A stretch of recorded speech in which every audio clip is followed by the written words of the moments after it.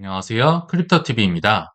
오늘은 올해 2분기 들어서는 할인 기회가 거의 드물 것 같은 여러 가지 근거를 말씀드려 보겠습니다. 아마 보셨다시피 예상보다 빠른 타코 선언이 나온 것 같습니다. 조기 종전 선언 비슷한 게 나왔었죠. 그래서 트럼프 대통령이 전쟁은 거의 끝난 것 같다라는 한마디에 뉴욕 증시는 특히 나스닥의 경우 마이너스 1.5%에서 시작을 했는데요. 플러스 1.5%로 마감이 됐습니다. 그만큼 롤러코스터였고요. 반대로 유가는 한때 배럴당 119달러까지 갔다가 80달러대로 한 84, 85까지 쭉 떨어지더라고요. 그러니까 정말 천국과 지옥을 계속 왔다 갔다 하는 하루였지 않나 생각이 듭니다. 근데 일단은 좋은 거겠죠. 근데 이렇다고 해서 종전이 아직 최종적으로 끝난 건 아니잖아요. 어, 트럼프 입장에서 마지막 최후 통첩을 이란에게 날린 SNS가 있었는데요. 근데 거기에서 의외의 립 서비스라든지 힌트가 등장을 해서 잠깐 보고 넘어가시겠습니다. 백악관의 홈페이지를 통해서 사실상 SNS를 통해 이란에게 마지막 최후 통첩, 이것만 선 넘지 않으면 좋은 게 좋은 거야. 웬만하면 끝내자. 이런 SNS가 공개가 됐는데요. 영어로 돼 있기 때문에 제가 중요 내용만 한번 말씀드려 보겠습니다. 일단 이란 너네들 호르무즈 해협에서 장난치지 마. 석유 끊거나 뭐 유조선 공격하거나 이러면 정말 혼날 줄 알아. 무려 20배나 넘는 기존 대비 20배나 넘는 폭격을 아마 가해서 너네 힘들 거야. 이렇게 얘기를 하는데요.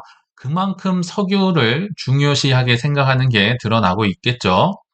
그리고 두 번째로 여기에서 이제 앞으로의 뭐 방향 내지는 힌트가 나오는데요. 어, 너네들 그렇게 하지 않길 바라. 그러니까 호르무즈 석유 끊지 마. 만약에 그런다면 뭐 죽음, 뭐 파이어, 퓨리, 뭐 온갖 무서운 단어는 다 나왔네요. 그래서 그렇지 않기를 기도한다라고 하면서, 근데 이게 나는 이거 뭐냐면요. 그러니까 호르무즈 해협을 내가 보호를 하고 이렇게 유조선이 통과하고 이런 것은 미국이 중국과 다른 국가에게 주는 선물이다라는 표현이 등장을 합니다. 야, 아무리 그래도 원수 중국을 콕 집어서 중국과 다른 나라들 이렇게 표현을 했거든요. 원수 중국에게 선물을 한다? 이거는 아마 3월 말 방중을 앞두고 립 서비스 그리고 앞으로의 전향적인 그들의 정책이 변화될 것을 시사하고 있다라고 보시면 좋을 것 같습니다. 그러니까 방중을 하는데 싸우러 만나진 않겠죠. 근데 막연한 기대가 있었는데 정말 뭐 선물을 들고 갈 수도 있겠구나. 화해하러 갈 수도 있겠구나라는 구체적인 정황들이 나오고 있다라고 보시면 좋을 것 같습니다. 어, 3월 내에 조기 종전이 있었어야만 했다.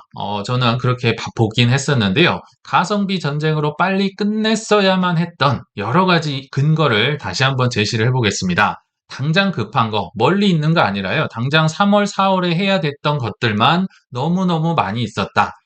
그걸 좀 소개를 해드릴게요. 자, 3월 말에 방중을 하려면요. 어떤 준비를 해야 될까요? 트럼프랑 시진핑이 만나서 악수만 하고 하는 게 아니겠죠. 그 전에 실무진들이 만나서 뭐 대두는 어떻게 하고 히토류 통제는 어떻게 하고 뭐 반도체 수입은 어떻게 하고 모든 걸 세팅을 해야 된다. 그래서 늦어도 3월 중순에는 스콧 베센트와 허리펑 부총리가요. 파리에서 만나야 됩니다. 근데 3월 중순에 만나려면 그냥 바로 가면 안 되겠죠. 뭔가 안을 갖고 회의를 하고 트럼프의 결재를 받은 이후에 가야 되니까요.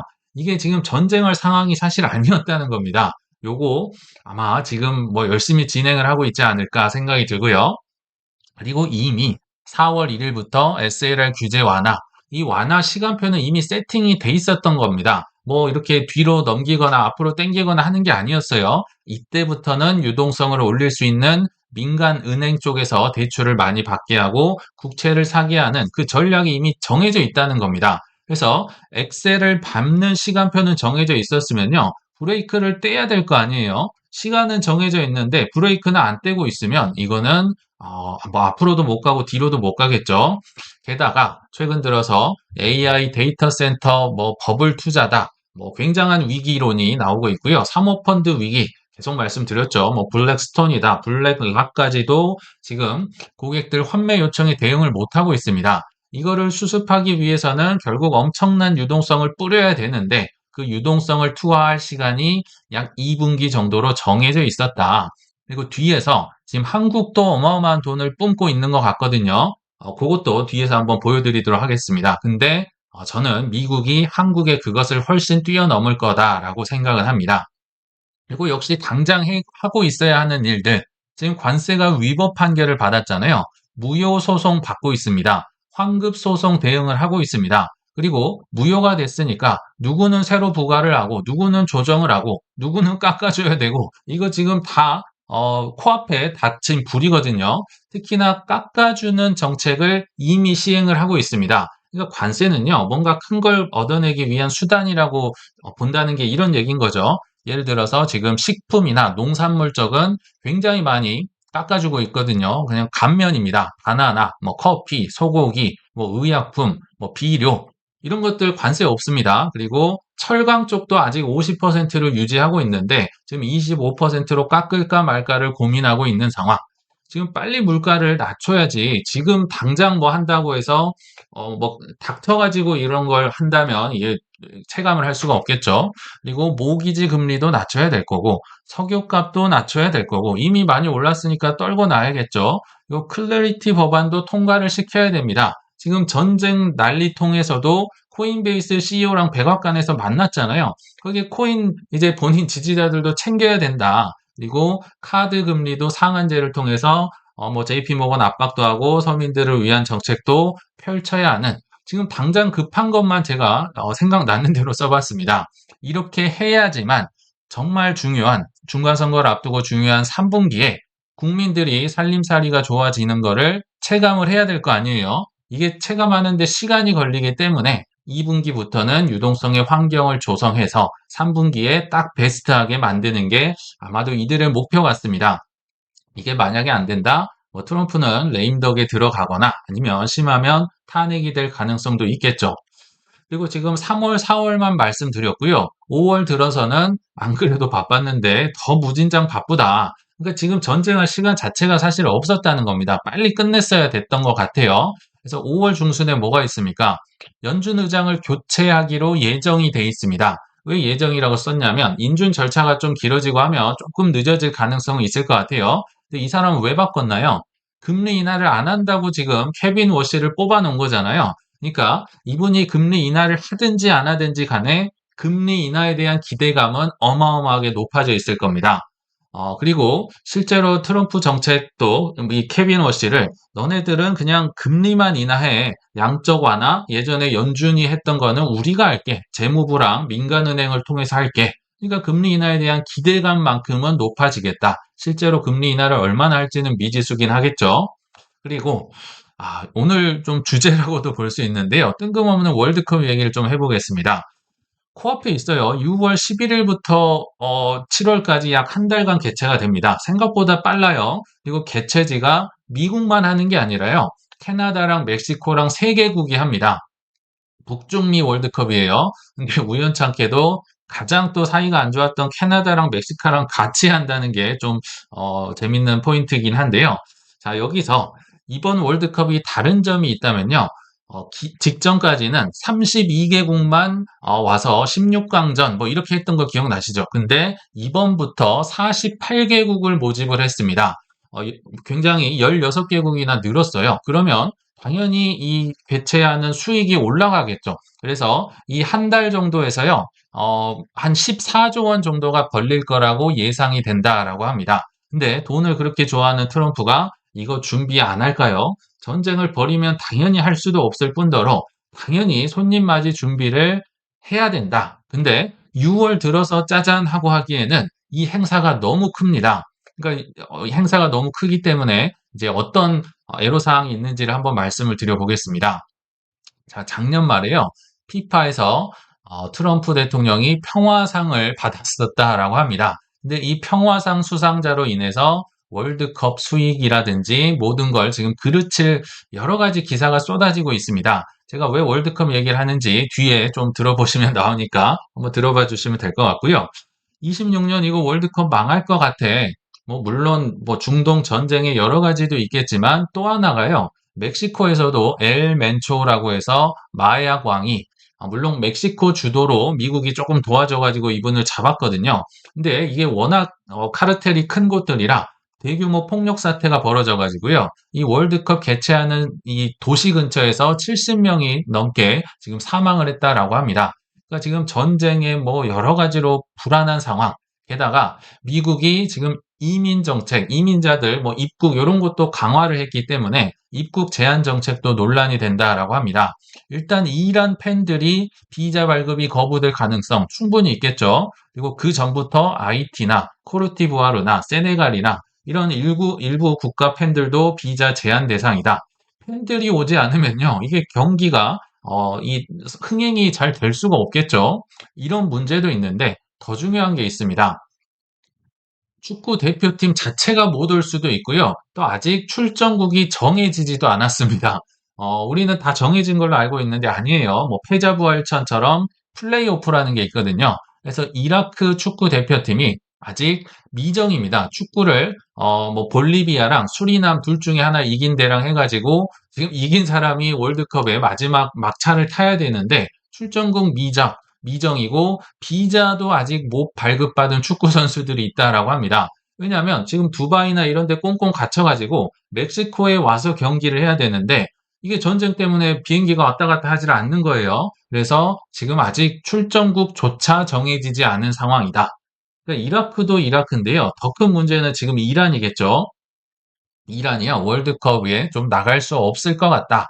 축구협회 회장이 이런 얘기를 했다라고 합니다. 그러니까 트럼프 대통령이 나오든 말든 나는 신경 안 쓴다. 이렇게 또 강하게 받아치고 있거든요. 그래서 현재 진짜로 이란이 불참할 가능성도 많이 제시가 되고 있다고 하고요. 그리고 또 하나, 25년 10월 달에 그 월드컵 조추첨 행사 있잖아요. 거기서도 실제로 이란의 축구협회 회장 등 몇 명이요. 비자를 거부받아서 여기에 참석을 못했다라고 합니다. 그러니까 이란이 월드컵을 보이콧한다라는 말이 있는데요. 그거는 이제 보이콧을 먼저 한 게 아니라 윗사람들을 불참하게 만드니까 그러면 나 못 가겠어. 이렇게 돼서 좀 상황이 안 좋게 가고 있는데요. 그래도 다행인 거는 작년에는 이제 실무진들이 조추첨 행사에 오게 돼서 뭐 조추첨까지는 했는데 문제는 정말 이란이 못 나올 가능성도 있다라고 합니다. 근데 제가 코인 방송에서 왜 월드컵 축구 얘기까지 꺼냈는지 요 장면을 보면 알 수 있는데요. 이란이 특히 축구협회 회장이 이거 참석 못할 것 같은데 이런 얘기를 했는데 그러니까요. 중국이 대신 참석할 수 있는 거 아니냐라는 중국 카드가 올라오고 있다라는 겁니다. 물론 이 이란이 원래 불참하면요. 이라크가 나와야 됩니다. 성적 순위 있을 거 아니에요. 그 뒤에 기다리고 있는 분들. 비록 지금 경기는 못하고 있지만 성적이나 여러 가지 피파 랭킹상 이라크가 1순위, 2순위가 아랍에미레이트라고 하거든요. 근데 왜 자꾸 중국 대타설이 나오느냐? 피파 규정에서요. 이런 게 있다고 해요. 예외적으로 조직위원회가 여러 가지 상황을 고려해서 이 추가팀을 결정할 수 있다. 이런 얘기가 있다라고 합니다. 그러니까 사람들의 해석이 지금 이게 기사로 많이 나올 정도면 그래도 꽤나 공론화가 되고 있거든요. 예를 들면 이런 거겠죠.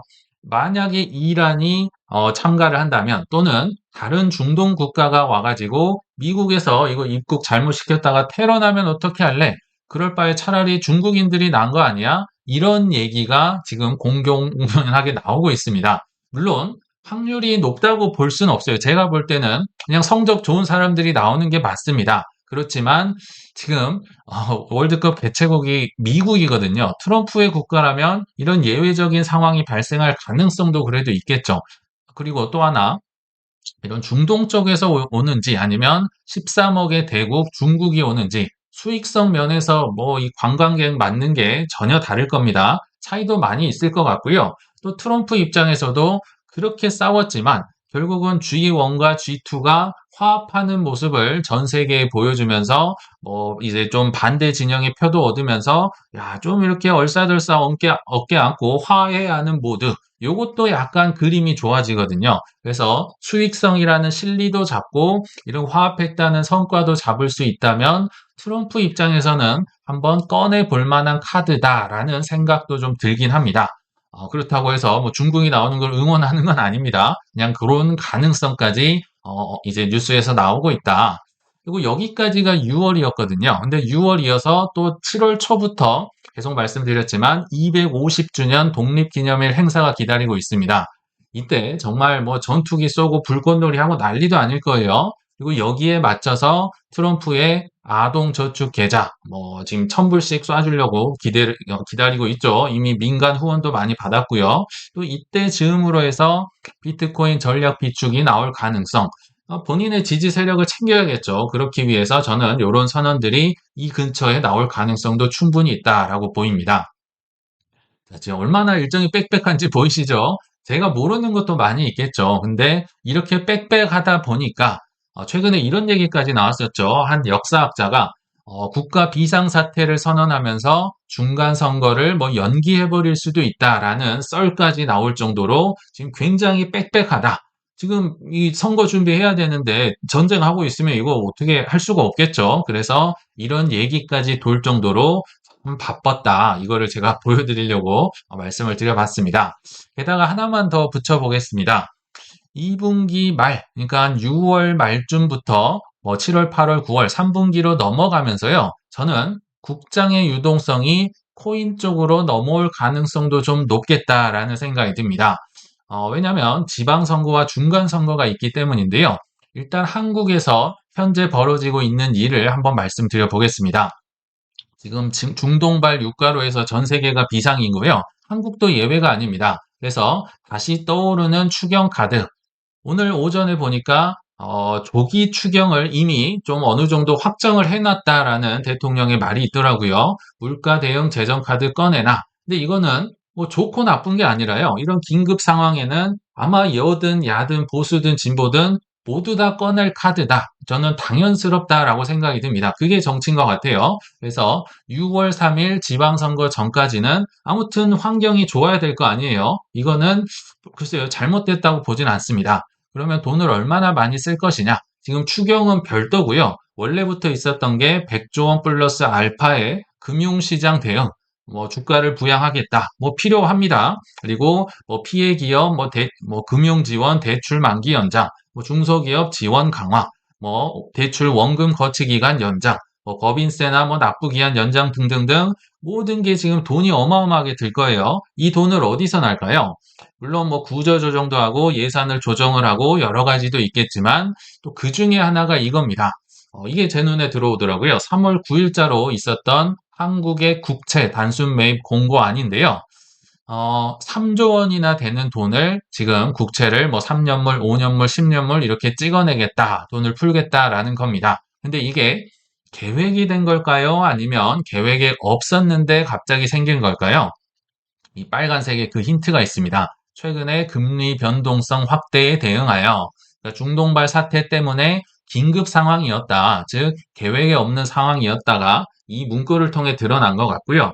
그럼 이런 상황들이 언제 있었는지 제가 확인을 해보니까 22년 9월 달에 3조 원을 이렇게 찍었던 적이 있더라고요. 근데 22년 9월 달 기억나시겠지만 뭐 FTX 터지기 직전이잖아요. 그때는 코인도 안 좋았지만 주식 시장도 폭락을 하고 미국에서 금리를 올려가지고 정말 최악의 상황이었습니다. 근데 그 최악의 상황과 지금 맞먹는 3조 원을 찍어낸다. 그러니까 상황이 지금 얼마나 긴급하고 뭐 위험한지 알 수 있겠죠. 그리고 또 하나 25년도 12월 이때는 왜 돈을 찍었는지는 제가 기억은 못합니다만 1.5조 원 정도를 국채를 찍었다라고 합니다. 그러니까 그만큼 지금 돈을 많이 찍어낼 것이다. 어디가요? 한국이 지금 이 정도입니다.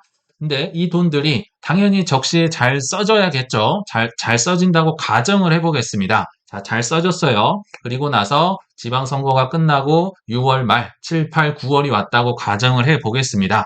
자, 3분기에 딱 들어섰습니다. 그러면 선거가 끝난 곳의 주식시장이 좋을 확률이 높을까요? 아니면 선거가 지금 남아있는 쪽의 시장, 정책들이 유리할 가능성이 높을까요?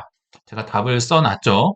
당연히 선거가 남은 쪽이 유리할 가능성이 높습니다. 왜냐하면 선거가 남은 쪽은 계속 뭔가 호재성 발표 뭐 막 지르는 게 나와야 될 거고요. 선거가 끝났으면 이제 파티를 했으니까 청구서를 해야 될 거 아니에요. 뭐 이를 악물고 시행을 하든 돈을 긁어 모으든 그 청구서를 갚아 나가야 될 겁니다. 그래서 선거가 남은 미국 쪽이 저는 어느 정도 훨씬 더 좋지 않을까 생각이 들거든요.